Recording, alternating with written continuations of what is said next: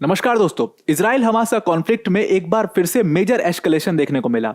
हुआ क्या कि इजराइल ने बोला ये जा रहा है कि अटैक किया, एयर स्ट्राइक करा रफा सिटी के अंदर में, और उसमें 19 जो सिविलियंस थे, जो पैलेस्टीनियन सिविलियंस थे, उनकी उसमें डेथ हो चुकी है।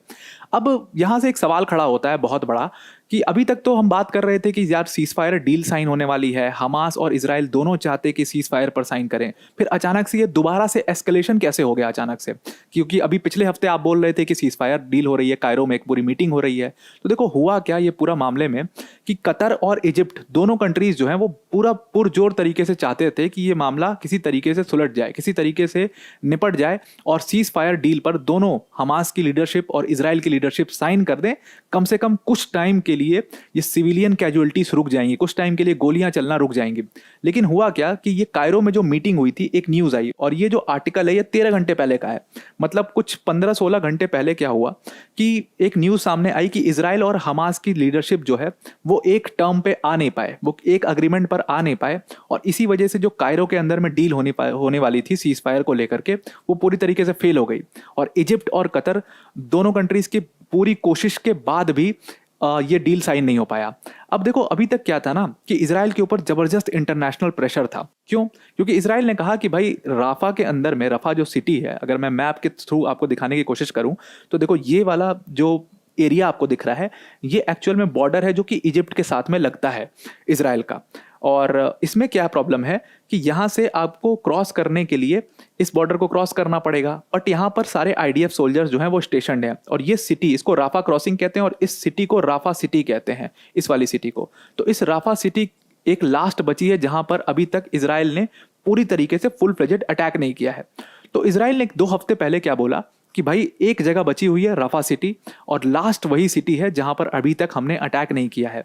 तो अब वहीं पर सारे हमास की जो लीडरशिप है वो वहीं छिपी हुई है, तो हम उनको वाइप ऑफ करने के लिए अब रफा सिटी को टारगेट करेंगे और उसको पूरी तरीके से हमास को वाइप ऑफ कर देंगे। वहां से जितने भी हमास के मिलिटेंट्स वहां छुपे हुए हैं सबको निकाल निकाल के वहां से वाइप ऑफ कर देंगे, सबको एलिमिनेट कर देंगे वहां पे। तो हम राफा के ऊपर अटैक करने वाले हैं। बट जैसे ही इजराइल ने ये चीज बोली तो जितनी इंटरनेशनल कम्युनिटीज इजराइल को अभी तक सपोर्ट कर रही थी, सबसे पहले यूएस, वो सब पीछे हट गए। उन सब ने कहा कि नहीं नहीं भाई, आप रफा पे अटैक मत करो, क्योंकि रफा के अंदर में बहुत बड़ी मात्रा में पैलेस्टीनियन सिविलियंस मौजूद हैं।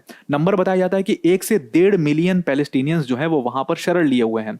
अब वहां पर शरण क्यों लिए हुए हैं? क्योंकि उनके पास रास्ता नहीं है कहीं और जाने के लिए। अब आप समझो कि देखो अभी तक इजराइल का जो पूरा बॉर्डर है ये एक लग रहा है ये इजिप्ट के साथ में, और दूसरा बॉर्डर यहां पर आपको दिखाई दे रहा होगा ये लग रहा है आपका लेबनान के साथ में।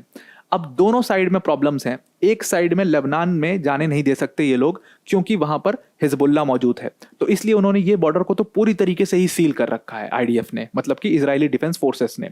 अब दूसरा बॉर्डर यहां पर ओपन है इजिप्ट वाला, क्योंकि इजिप्ट के साइड से कोई ऐसा मेजर एस्केलेशन नहीं है या इजिप्ट के साइड से कोई खतरा नहीं है इजराइल को, तो इसलिए उन्होंने ये बॉर्डर ओपन रखा हुआ है। लेकिन फिर भी लोगों को वो क्यों जाने नहीं दे रहे हैं जो आम सिविलियंस हैं? क्योंकि उनके लिए आइडेंटिफाई करना बहुत मुश्किल है कि अब ये सिविलियंस में से कौन हमास का मिलिटेंट है और कौन एक्चुअल में सिविलियन है, क्योंकि उनके पास कोई डेटा, कोई लिस्ट एज सच तो है नहीं कि हमास का मिलिटेंट कौन कौन है। तो इसलिए वो ऐसा कहने की बात है कि हम उनको पूरा जाने दे रहे हैं, हम उनको बचाने की पूरी कोशिश कर रहे हैं, लेकिन वो वहां पर पूरा ब्लॉक किए हुए हैं। इसीलिए जो सारे पैलेस्टीनियन सिविलियंस है वो इसी राफा की सिटी में बॉर्डर पे आके बिल्कुल रुके हुए हैं, शरण लिए हुए हैं अपनी जान बचाने के लिए। अब वहां पर क्या है, इसके आसपास आप देखो कारेम शालोम एक गुड्स क्रॉसिंग है। ये गुड्स क्रॉसिंग की थोड़ी सी स्पेस खुली हुई है जहां से गुड्स आ रहे हैं गजा सिटी के अंदर में, और ये गुड्स जो हैं ये बहुत धीरे धीरे इजरायली आने दे रहे हैं। तो अब ये सारी चीज़ों की वजह से ही कहा जा रहा है कि बहुत ज़्यादा ह्यूमैनिटेरियन क्राइसिस है वहाँ पर। तो अब हुआ क्या कि ये जो पैलेस्टीनियंस यहाँ पर स्टेशनड है इनकी वजह से सारी इंटरनेशनल कम्युनिटीज इजराइल को ये बोली कि नहीं भाई आप रफा पे अटैक मत करो, उसके पहले एक बार सीज फायर डील पर कोशिश करते हैं बात करने की। और यूएस के भी जो स्टेट डिपार्टमेंट के सेक्रेटरी हैं वो भी वहाँ पर मौजूद थे, वहाँ पर इजिप्ट का डेलीगेशन मौजूद था, वहाँ पर कतर का डेलीगेशन मौजूद था, हमास का डेलीगेशन भी वहाँ पर पहुंचा था, लेकिन किसी भी एक प्रॉपर अग्रीमेंट पर ये लोग नहीं पहुंच पाए। और इस चीज़ का सबसे बड़ा उदाहरण क्या है कि जैसे ही ये डील फेल हुई है उसके बाद हमास ने सबसे पहले क्या किया कि अटैक कर दिया। और कहां पर ये अटैक किया? ये अटैक किया बिल्कुल ये शारोम, ये जो गुड्स क्रॉसिंग है, and I think this was a very bad decision. यहां पर जब इन्होंने अटैक किया इस शारोम क्रॉसिंग पर, तो उसमें क्या हुआ कि 3 आईडीएफ के सोल्जर्स की उसमें डेथ हो गई। अब जैसे ही 3 इजरायली सोल्जर्स की डेथ हुई तो जाहिर सी बात थी कि इजराइल इसका रिटेलिएशन करेगा, और उसी का इजराइल की फोर्सेस ने उसका रिटेलिएशन किया। और उसमें कहा यह जा रहा है कि 19 पैलेस्टीनियन सिविलियंस की डेथ हुई, और सिर्फ पैलेस्टीनियन सिविलियंस की डेथ नहीं हुई, उसमें बहुत बड़ी बात यह है कि उस डेथ में एक बच्चे की भी डेथ हो गई है। तो नाउ यू कैन अंडरस्टैंड कि वहाँ के लोग किस तरीके से वहाँ के लोगों की जान किस तरीके से खतरे में होगी। अब इसमें दोनों तरफ के अलग अलग क्लेम्स हैं। हमास ये कह रहा है कि इन्होंने सिविलियंस को मार दिया। इजराइल ये कह रहा है कि नहीं, हमने जो अटैक किया वो हम सिर्फ हमास के मिलिटेंट्स को टारगेट कर रहे हैं। लेकिन ये हमास क्या कर रहा है, ये बेसिकली क्या कर रहा है कि जो यहाँ पर सिविलियंस मौजूद हैं रफा सिटी के अंदर में, खुद को, अपनी लीडरशिप को बचाने के लिए, खुद को बचाने के लिए ये लोग क्या कर रहे हैं कि ये इनको ह्यूमन शील्ड की तरह इस्तेमाल कर रहे हैं। हालांकि हमास ने इस पूरे क्लेम को डिनाई कर दिया है कि नहीं, हम कोई ह्यूमन शील्ड्स की तरह इनको यूज नहीं कर रहे हैं, बल्कि हम तो इनके लिए लड़ाई लड़ रहे हैं, हम तो इस जनता के लिए लड़ाई लड़ रहे हैं, हम क्यों इनको ह्यूमन शील्ड्स की तरह यूज करेंगे। तो अब ये दोनों क्लेम्स, दोनों हमास का और इजराइल का अपना अपना क्लेम है, दोनों इममटेरियल है। प्रॉब्लम ये है यहाँ पर कि यहाँ पर एक्चुअल में एट द एंड हो क्या रहा है, ह्यूमैनिटेरियन क्राइसिस हो क्या रहा है, लोगों की जान जा रही है, सिविलियंस की जान जा रही है। अभी तक आप देखो कि जो टोल था डेथ का वो रुक गया था एकदम, पिछले एक हफ्ते की टोल देखोगे तो रुक गया था। लेकिन अभी पिछले 24 घंटों में बताया जा रहा है कि ऑलमोस्ट 30 से 35 जो पैलेस्टीनियन सिविलियंस थे उनकी कैजुअलिटी हो चुकी है। तो now you have to understand कि एक तरफ आपकी जान खतरे में, दूसरी तरफ फूड क्राइसिस है, मतलब एक तरफ कुआं दूसरी तरफ खाई वाला स्थिति है वहां पे, कि खाना भी वहां पे नहीं पहुंच पा रहा है। तो फूड क्राइसिस की वजह से कितने लोग मर जा रहे हैं, माल न्यूट्रिशन की वजह से कितने बच्चे वहां पर मर जा रहे हैं, और जबरदस्त वहां पर क्राइसिस चल रहा है।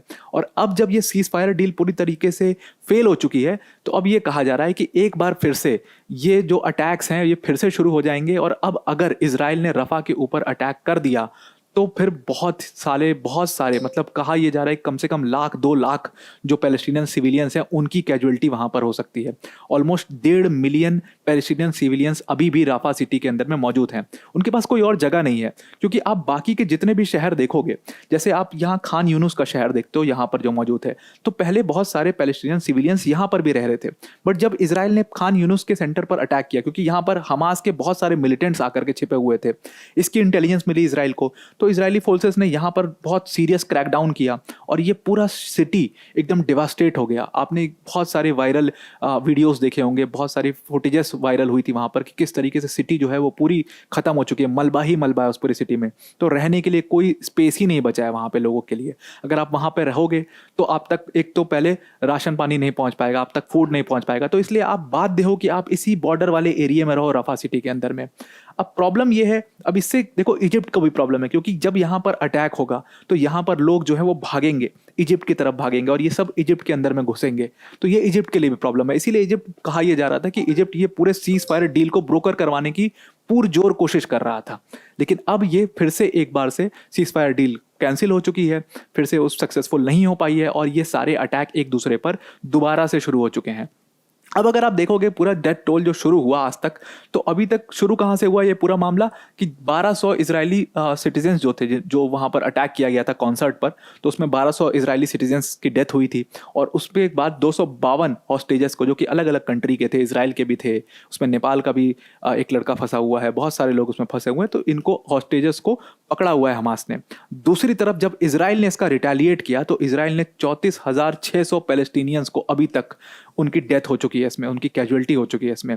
और उसके साथ साथ 77,000 जो पैलेस्टीनियंस थे वो इसमें बहुत बुरी तरीके से घायल है। और उसके साथ साथ अब आप समझिए इस पूरी बात को कि पिछले 24 घंटे के अंदर में 30 जो पैलेस्टीनियन सिविलियंस थे उनकी भी डेथ हो चुकी है। तो एक बार फिर से इस पूरी घटना को एक मेजर एस्केलेशन देखा जा रहा है इजराइल हमास के कॉन्फ्लिक्ट में। अभी थोड़ी देर पहले हम बात कर रहे थे, जब हमने बात करी थी कि भाई अगर इजराइल में शांति हो जाती है, अगर मिडिल ईस्ट के अंदर में शांति हो जाती है, तो इंडिया भी अपना आईमैक कॉरिडोर का काम शुरू कर पाएगा।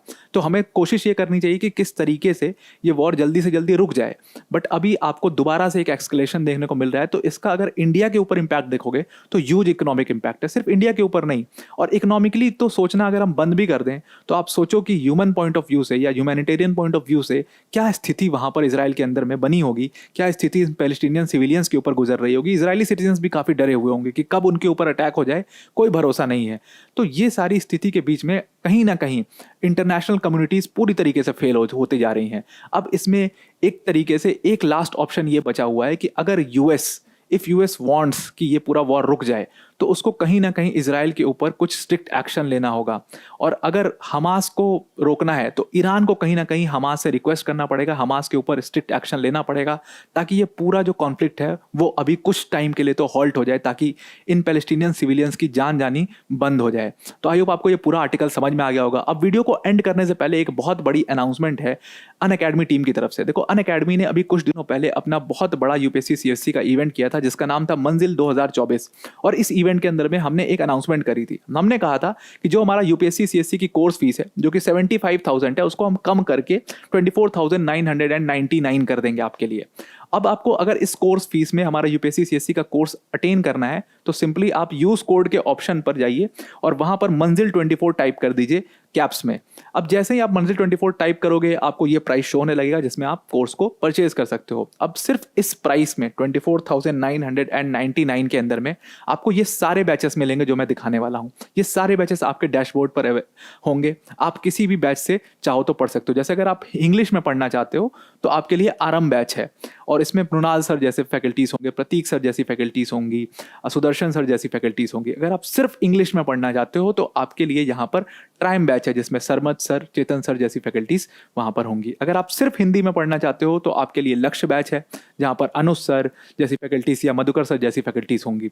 उसके बाद हमारे पास वेरिड ऑप्शनल सब्जेक्ट्स भी यहाँ पर अवेलेबल हैं जो कि आप लिंक डिस्क्रिप्शन में हमने लिंक दिया, उस पर जाकर के देख सकते हो। तो आई होप आपको ये पूरा आर्टिकल, ये मेजर एस्केलेशन जो मिडिल ईस्ट के अंदर में हुआ है, ये समझ में आ गया होगा। And have a nice day.